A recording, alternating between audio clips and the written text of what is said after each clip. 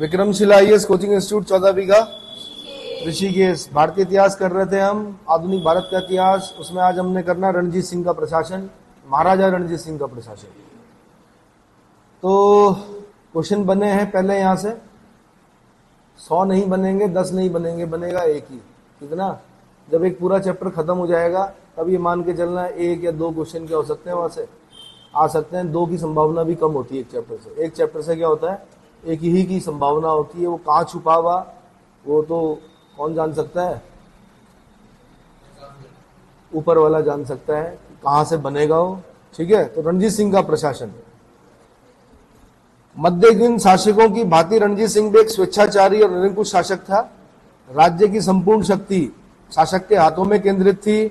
वही राज्य का कानून निर्माता था, वही शासन प्रबंधक था, वही मुख्य न्यायाधीश था, वही सर्वोपरि सेनापति था। परंतु व्यवहार में रणजीत सिंह एक उदार निरंकुश शासक था। कैसा? उदार निरंकुश शासक था। वह अपने को सिख राष्ट्रमंडल अथवा खालसा का सेवक मानता था। इसी कारण वह अपनी सरकार को सरकार एक खालसा पुकारता था। अब ये बड़े उससे लिखा जाता थे, बोलना चाहिए, वैसे पुकारते थे, बट किताबों में ऐसा ही लिखा जाता है कि वह अपनी सरकार को सरकार एक खालसा पुकारते थे।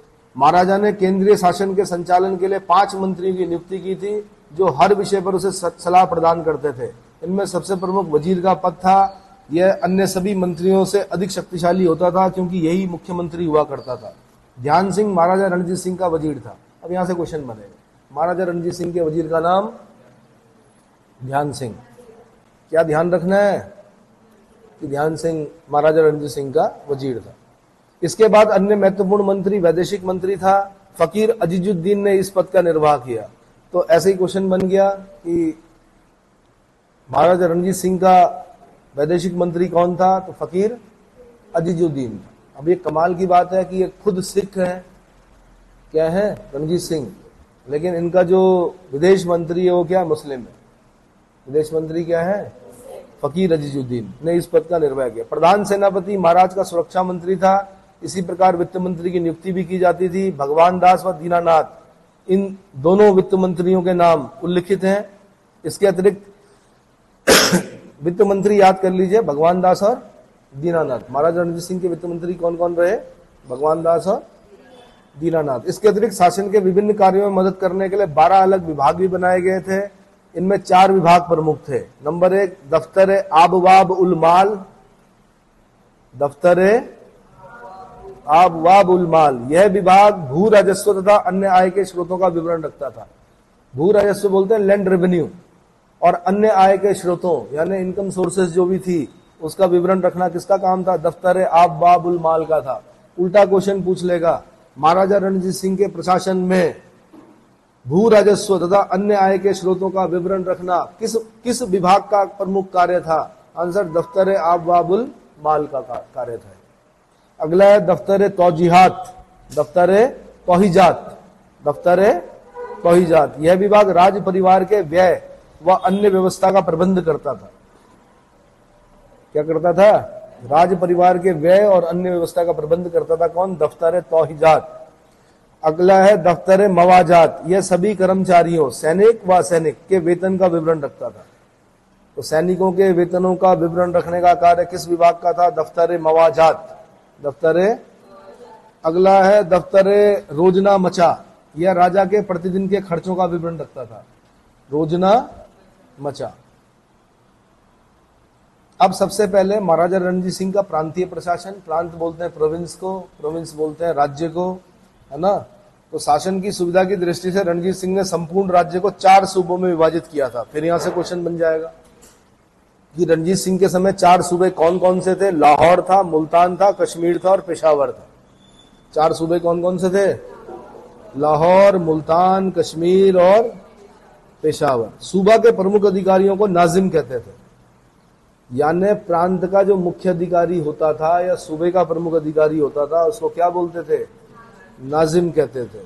प्रत्येक प्रांत आज की तरह परगने यानी जिलों में बटे होते थे और उनका प्रमुख कारदार होता था। जैसे आज डीएम होते हैं, डिस्ट्रिक्ट मजिस्ट्रेट होते हैं जिले में, वैसे उस जमाने में क्या होते थे? कारदार। डिस्ट्रिक्ट से नीचे होता है परगना। परगना अधिकारी जो होता है एसडीएम होता है। कौन होता है? जिले से छोटी इकाई क्या होती है? परगना। उस जमाने में जिला जो था वो उसका प्रमुख कौन होता? कारदार। भले ही हम परगना वर्ड यूज कर रहे हैं लेकिन वो जिले के रूप में था। महाराजा रणजीत सिंह के समय में कारदार उसका हेड होता था।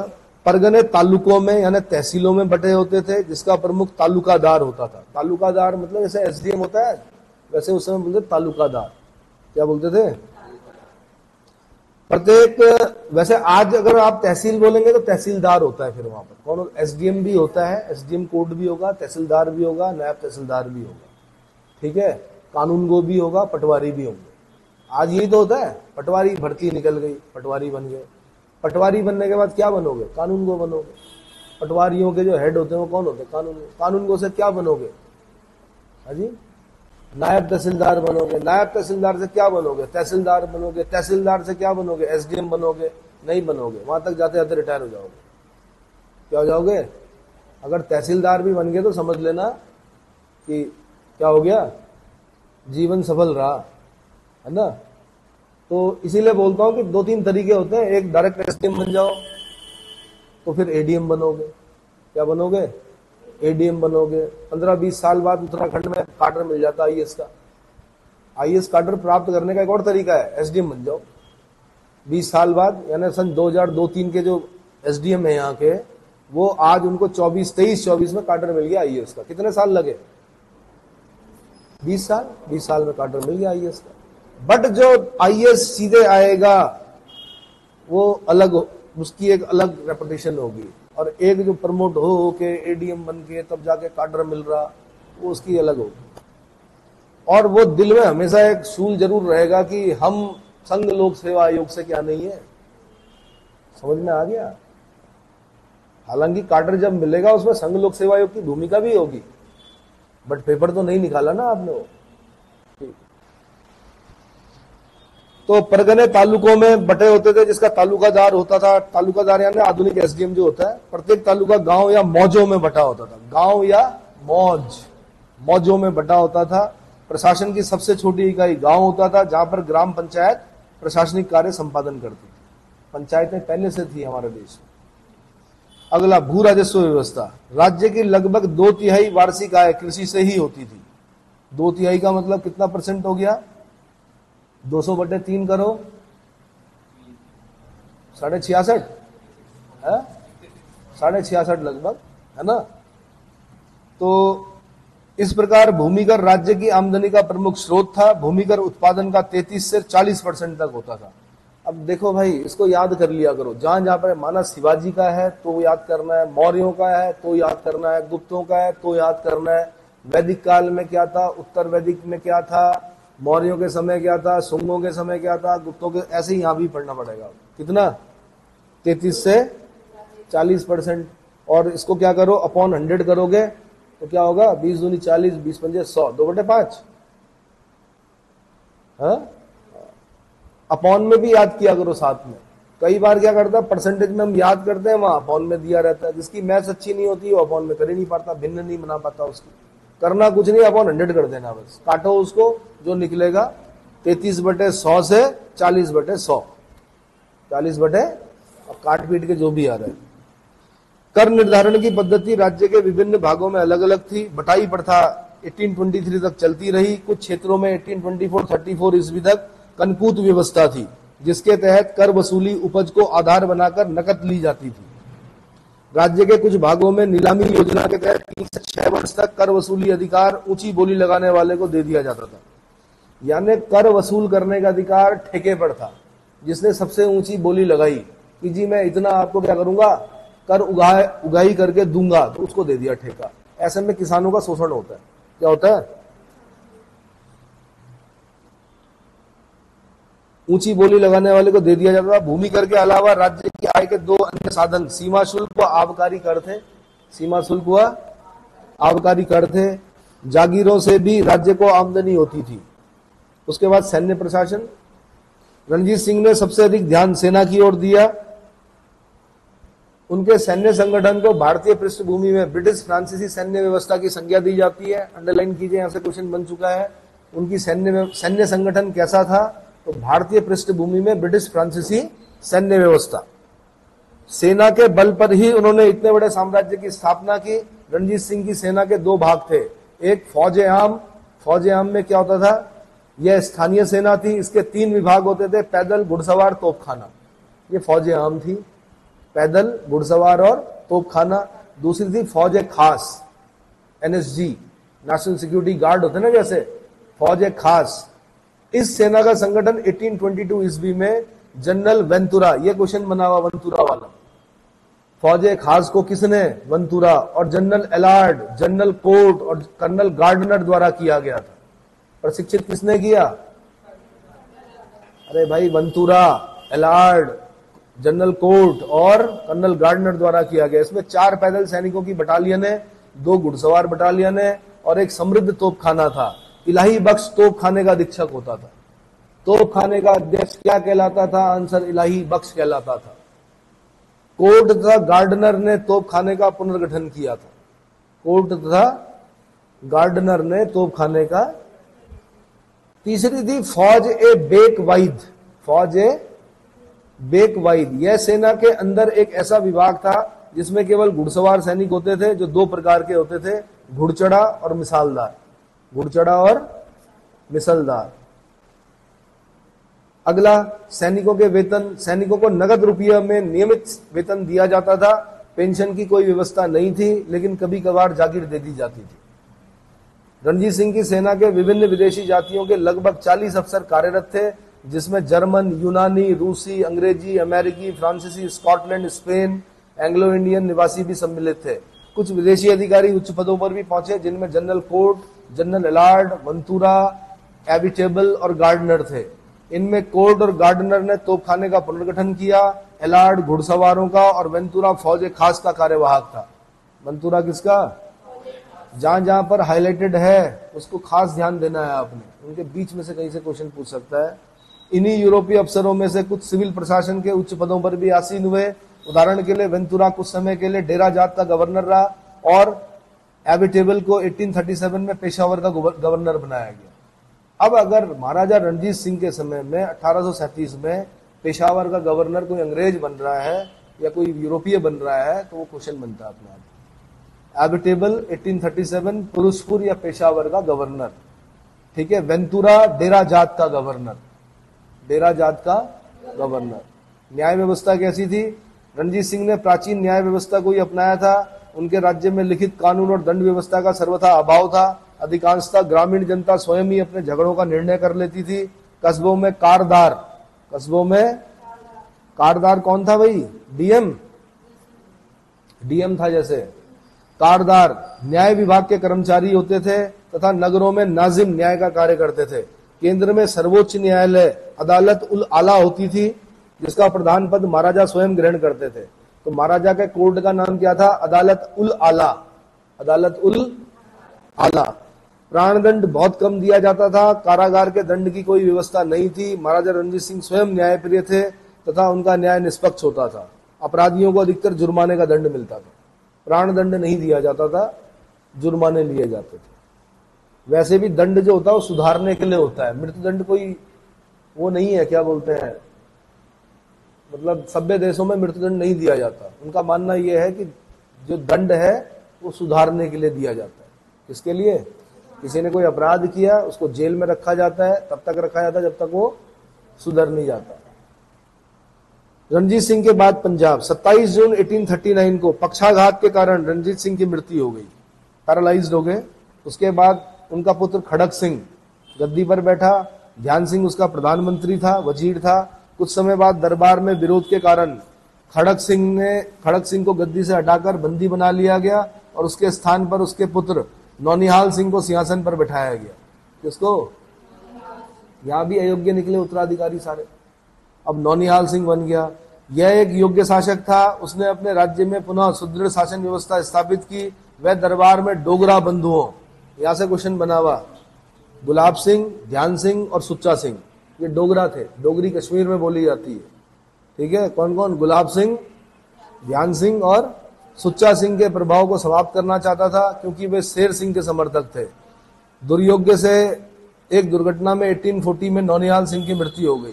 दुर्भाग्य से एक दुर्घटना में 1840 में नौनिहाल सिंह की मृत्यु हो गई। नौनिहाल सिंह की विधवा इस समय गर्भवती थी। परिणाम स्वरूप राजमाता चांद कौर उसकी भावी पौत्र की तरफ से 5 नवंबर 1840 को शासन की बागडोर अपने हाथों में ले ली, परंतु 17 जनवरी 1841 ईस्वी को डोगरा बंधुओं ने शेर सिंह, रणजीत सिंह के एक अन्य पुत्र शेर सिंह को शासक बना दिया। अजीत सिंह ने शेर सिंह और वजीर ध्यान सिंह की हत्या 1843 में कर दी। सितंबर 1843 में रणजीत सिंह के अल्पवयस्क पुत्र दलीप सिंह को महाराजा घोषित कर दिया गया और दलीप सिंह की माता रानी जिंदा कौर उर्फ रानी झिंडन उसकी संरक्षिका बनी तथा वजीर लाल सिंह बना जो रानी झिंडन का प्रेमी था। अब ये लाल सिंह और झिंडन ने क्या कर दिया, गड़बड़ कर दिया साहब। ठीक है, तेजा सिंह को सेना का नया सेनापति बनाया गया। इस प्रकार 1839 से 1845 तक 6 वर्षों में ही 4 राजा और 4 वजीर बदल चुके थे। 4 राजा और 4 वजीर बदल चुके थे। लाल सिंह खालसा सेना के सहयोग से वजीर बना था, अतः सेना उसे कहीं पच्युत न कर दे। लाल सिंह और रानी झिंडन ने अपने निजी स्वार्थों के चलते खालसा सेना को सदैव अंग्रेजों से उलझाए रखा, अंग्रेजों से। और मेन जो सेना थी वो खालसा सेना थी, है ना, जिसके दम पर यह कहा जाता था कि नेपोलियन को भी हरा सकती है।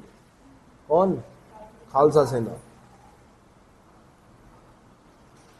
बहुत सारी चीजें की। रणजीत सिंह यूरोपियन स्टाइल पर ड्रिल भी लेके आए। ड्रिल समझते हैं, लेफ्ट राइट जो होता है। उन्होंने कहा अंग्रेज करते हैं, ये भी करेंगे। और जो सिख थे वो बहुत हंसे, उसको रस्क लुलवा बोलते थे वो, कि जैसे लूले लंगड़े चलते हैं ना, कि वैसे चला रही हमें। पैर बिल्कुल सीधा रखना पड़ता है ना, मारना पड़ता है। एंकल क्या बोलते हैं, एंकल बूट जो होता है उसका पीछे वाला पार्ट मार के चलना पड़ता था, ये पता है।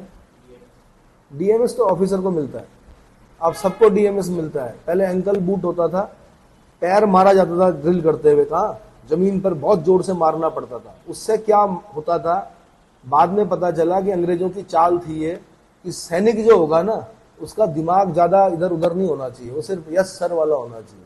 उसके दिमाग को खत्म करने के लिए ड्रिल करवाई जाती थी। एड़ियां पटक पटक कर, उस पर भी घोड़े की नाल लगती थी जूते में, और उसको मजबूत जगह पर ड्रिल करवाई जाती थी। दिन भर क्या करवा रहे, ड्रिल करवा रहे। उससे क्या होगा, ब्रेन खत्म हो जाएगा। क्या हो जाएगा, सिर्फ आदेशों का पालन करेगा वो, कि फायर तो फायर, और जो भी ऑर्डर मिलेगा यस सर। ठीक है, बाद में इस चीज को हटा दिया गया, सबको डीएमएस दिए गए, ऑफिसर्स को डीएमएस दिए जाते थे। चलो जी आगे।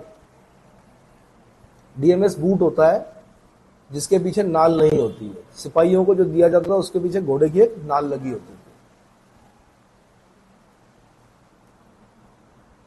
प्रथम आंग्ल सिख युद्ध 1845 से 46 ईस्वी। 11 दिसंबर 1845 को सिख सेना ने हरिके और कसूर के बीच में सतलुज को पार किया और सर युगव के अधीन अंग्रेज सेना से टक्कर ली। 13 दिसंबर 1845 को लॉर्ड हार्डिंग ने युद्ध की घोषणा कर दी। लॉर्ड हार्डिंग ने प्रथम आंग्ल सिख युद्ध के समय कौन था? Answer lord Hardinge. Governor general कौन था? लॉर्ड हार्डिंग था। घोषणा कर दी और कहा कि महाराजा दलीप सिंह के राज्य का वह भाग जो सतलुज के बाईं ओर है वह आज से अंग्रेजी राज्य में मिलाया जाता है। क्या किया जाता है? सिख सेना के प्रधान सेनापति लाल सिंह ने विश्वासघात किया और कैप्टन निकलस, इसलिए अभी भी सिखों में लाल सिंह नाम नहीं रखते हैं जल्दी से। क्या नहीं रखते हैं? क्योंकि लाल सिंह जो था गद्दार था। सेना का गद्दार कौन था? तो लाल सिंह ने विश्वासघात किया और कैप्टन निकलस के अनुसार उसने संदेश भेजा कि यदि वह यानी अंग्रेज उसे और बीबी साहिबा यानी रानी झिंडन को अपना मित्र समझें तो वह अपनी शुभेच्छा के प्रदर्शनार्थ अपनी सेना को 2 दिन तक रोके रखेगा। क्या करेगा? इस युद्ध में 4 लड़ाइयां हुई, मुदकी, फिरोज शाह, बद्दोवाल और आलीवाल। बद्दोवाल, आलीवाल, ये 4 लड़ाइयां ऐसी हुई जो निर्णायक नहीं थी। केवल 5वीं सबराओ की लड़ाई यानी 10 फरवरी 1846 निर्णायक सिद्ध हुई। लाल सिंह और तेजा सिंह के विश्वासघात के कारण ही सिखों की पूर्णतः हार हो गई। अंग्रेज सेना ने लाहौर पर अधिकार कर लिया और 9 मार्च 1846 को सिखों की लाहौर की संधि पर हस्ताक्षर करने के लिए बाध्य किया गया। तो देखो ना, 5 लड़ाइयां हुई जिसमें से 4 में बराबर रहे सिख और अंग्रेज। कौन कौन सी? मुदकी, फिरोज शाह, बद्दोवाल और अलीवाल। 5वीं लड़ाई में तो गड़बड़ हो गया, किसकी वजह से? लाल सिंह और तेजा सिंह के चक्कर में। कौन सी? सबराव की लड़ाई। कौन सी लड़ाई? 9 मार्च 1846 को लाहौर की संधि पर हस्ताक्षर करने के लिए बाध्य किया गया। क्या शर्तें थी? सतलज नदी के दक्षिण की ओर के सभी प्रदेशों पर अंग्रेजों का अधिकार मान लिया गया। सिखों की सेना में कमी कर दी गई और उसमें केवल 20,000 पैदल और 12,000 घुड़सवार रहने दिए गए। कितने?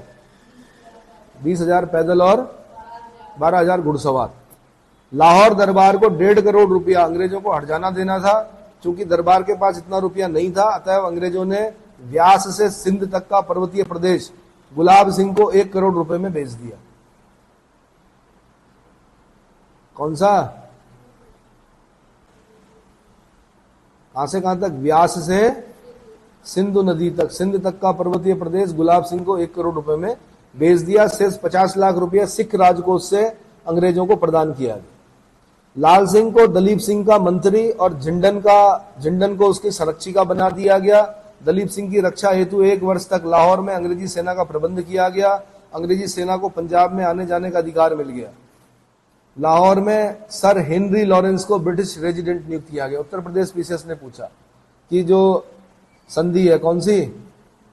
लाहौर की संधि 9 मार्च 1846 की, उसमें ब्रिटिश रेजिडेंट किसको नियुक्त किया गया था? सर हेनरी लॉरेंस को।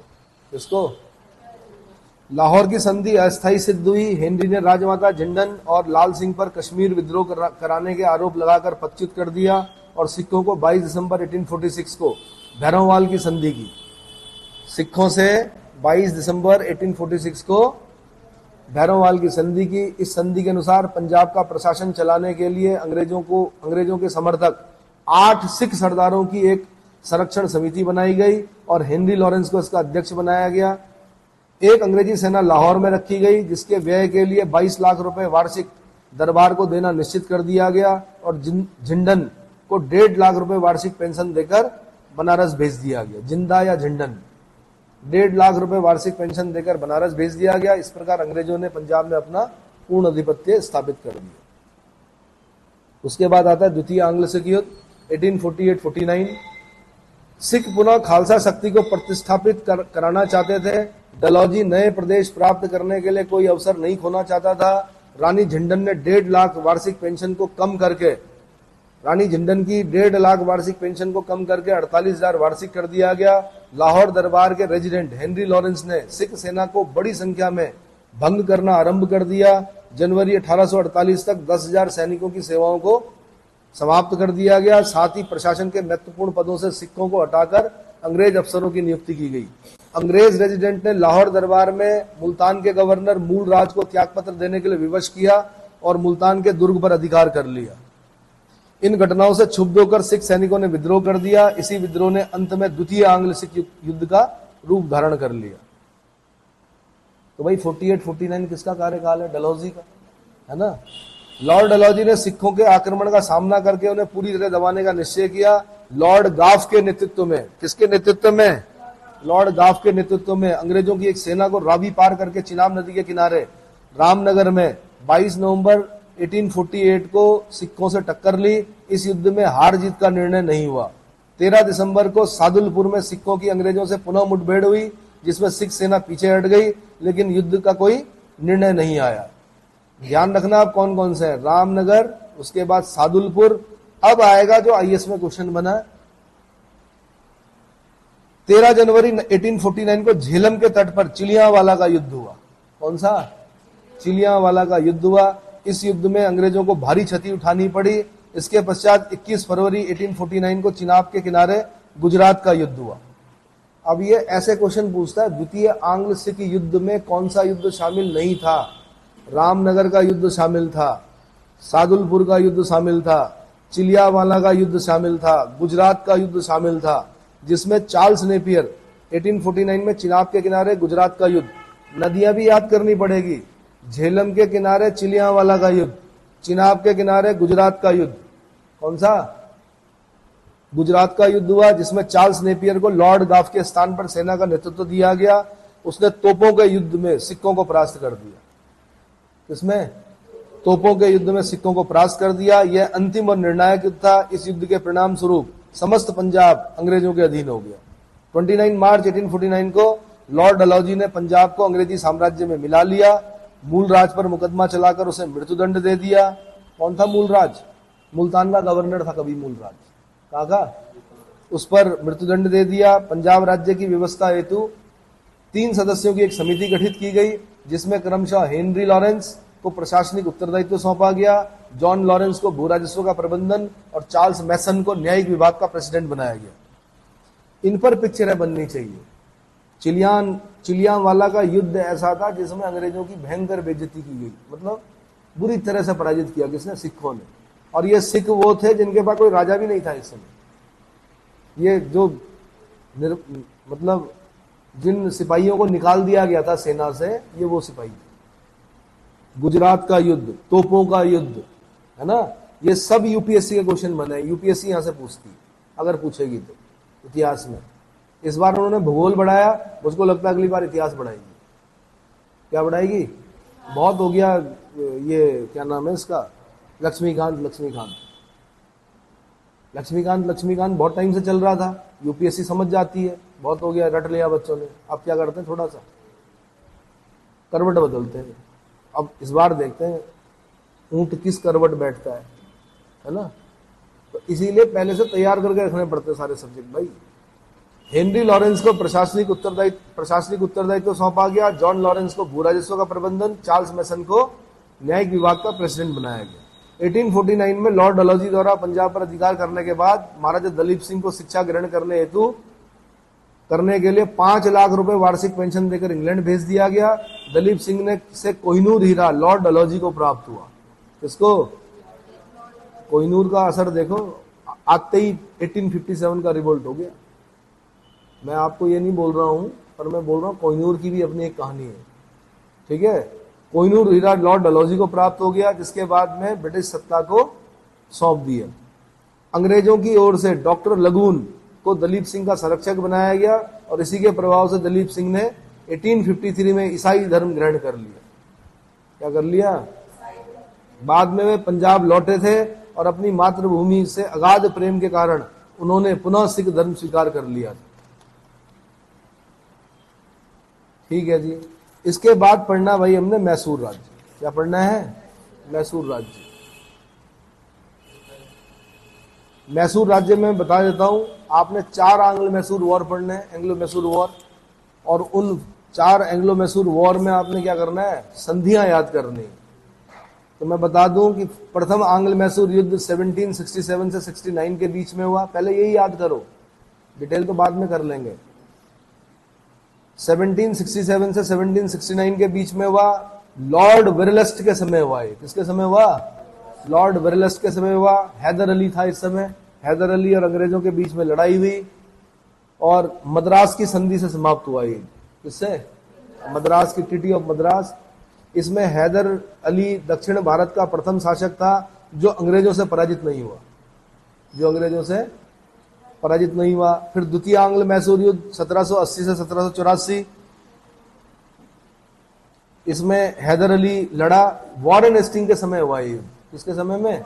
वॉरेन हेस्टिंग के समय में। मंगलौर की संधि से समाप्त हुआ 1784 में, ट्रीटी ऑफ मंगलौर। हैदर अली की मृत्यु हो गई और वहीं पर टीपू सुल्तान को क्या बनाया गया, है ना, मैसूर का शासक बनाया गया। तो थोड़ा बहुत वो भी लड़ा, लेकिन मंगलौर की संधि हो गई। चलो, तृतीय आंग्ल मैसूर युद्ध अब टीपू सुल्तान का समय है। लॉर्ड कॉर्नवालिस के समय में हुआ। किसके समय में? कॉर्नवालिस के समय में श्रीरंगपट्टनम की संधि हुई और श्रीरंगपट्टनम की संधि से क्या हुआ? टीपू का आधा राज्य उसके हाथ से निकल गया। टीपू कमजोर पड़ गया। चतुर्थ आंग्ल मैसूर युद्ध 1799, ये वेलेजली के समय में हुआ। टीपू सुल्तान था इस समय भी। 1799 में टीपू सुल्तान लड़ते हुए मारा गया युद्ध क्षेत्र में। ठीक है। मैसूर ने सहायक संधि स्वीकार कर ली। मैसूर ने क्या? मैसूर में वाडियार वंश की स्थापना हो गई फिर दोबारा। वाडियार वंश का शासक था कृष्णराज, जिसको साल भर में एक बार दिखा देता था हैदर अली। टीपू सुल्तान भी ऐसे ही करता था। राजा जो था हिंदू था, उसको बस नजर, एक तरह से कैद था वो, था तो राजा, लेकिन महल से बाहर नहीं जा सकता था। वही वोडियार वंश की स्थापना हो गई। अंग्रेजों ने वोडियार वंश के शासक कृष्ण राज से सहायक संधि कर ली, सब्सिडरी अलायंस, है ना, वेलेजली की सहायक संधि। तो ये याद करना है आपने। कुछ सेइंग्स आती हैं, वो पूछता है कि ये किसने कहा, किस अवसर पर कहा कि हमने अपने मित्रों को बहुत अधिक शक्तिशाली बनाए बिना अपने शत्रुओं को बुरी तरह पराजित कर दिया है, यह कथन किसका है, किस अवसर पर कहे गए। तो और डिटेल पढ़नी हो अगर आपको मॉडर्न को, तो यशपाल एंड ग्रोवर एक बुक है, उसको पढ़ेंगे तो उसमें सेइंग वेइंग सब मिल जाएगा आपको। क्या मिलेगा? यशपाल एंड ग्रोवर। समझ में आया कि हमने अपने क्या मित्रों को बहुत अधिक शक्तिशाली बनाए बिना अपने शत्रुओं को बुरी तरह पराजित कर दिया है। हे भगवान, अब मैं इस स्थान का क्या प्रबंध करूंगा। ऐसे ऐसे क्वेश्चन बने हैं पहले, यूपीएससी ने बनाए। किसने कहा, है ना? तो आंग्ल मैसूर युद्ध के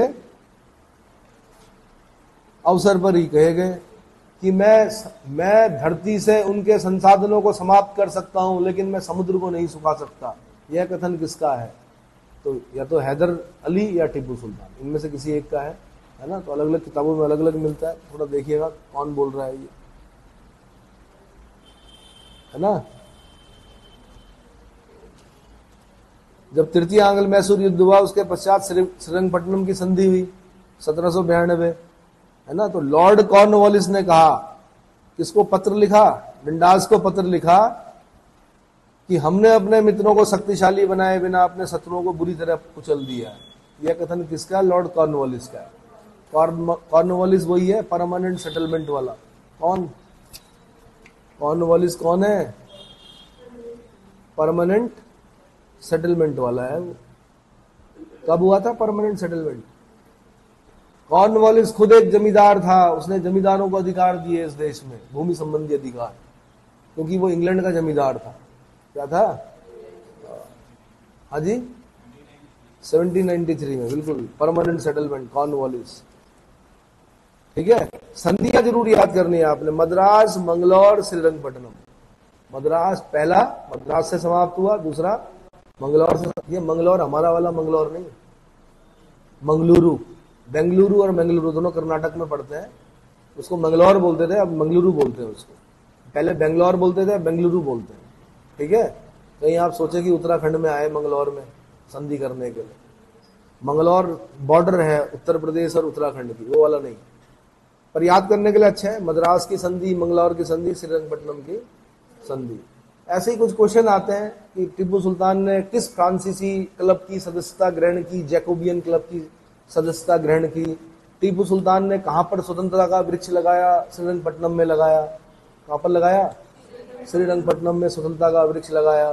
ठीक है, और एक वो हैदर अली कब सर्वे सर्वा हो गया? 1761 में हो गया। मैसूर का सर्वे सर्वा कब बना वो? तो एक ना नाटक है टीपू सुल्तान का, उसको देखना। कौन सा? संजय खान बने हुए हैं उसमें, टीपू सुल्तान, संजय खान का टीपू सुल्तान। देख लिया करो, पुराने नाटक आते थे ऐसे, अब तो पता नहीं कैसे आ रहे, अजीब से। ठीक है, हालांकि वो भी ऐतिहासिक नहीं है, बहुत ज्यादा ऐतिहासिक नहीं है, हल्का फुल्का याद हो जाएगा आपको टीपू सुल्तान कैसा था, हैदर अली कैसा था। ठीक है, और क्या क्वेश्चन बनते हैं? जैकोबियन क्लब बता दिया मैंने, श्रीरंगपट्टनम में स्वतंत्रता का वृक्ष बता दिया। ऐसे ही श्रीरंगपट्टनम की जब संधि हुई तो यूपी वालों ने पूछा कि 2 पुत्र देने पड़े थे टिप्पू सुल्तान को, उनके नाम भी पूछे उन्होंने। अंग्रेजों के पास जमानत के तौर पे अपने 2 बेटे भेजने पड़े टीपू सुल्तान को। ठीक है, एक तो थोड़ा सा मेंटली वीक था बच्चा, वो उसी के पास रहा, लेकिन 2 लड़के भेजने पड़े अंग्रेजों के पास। इतना समझ में आ गया? तो अगले लेक्चर में मैं हैदर अली के बारे में बताऊंगा, टीपू सुल्तान के बारे में बताऊंगा।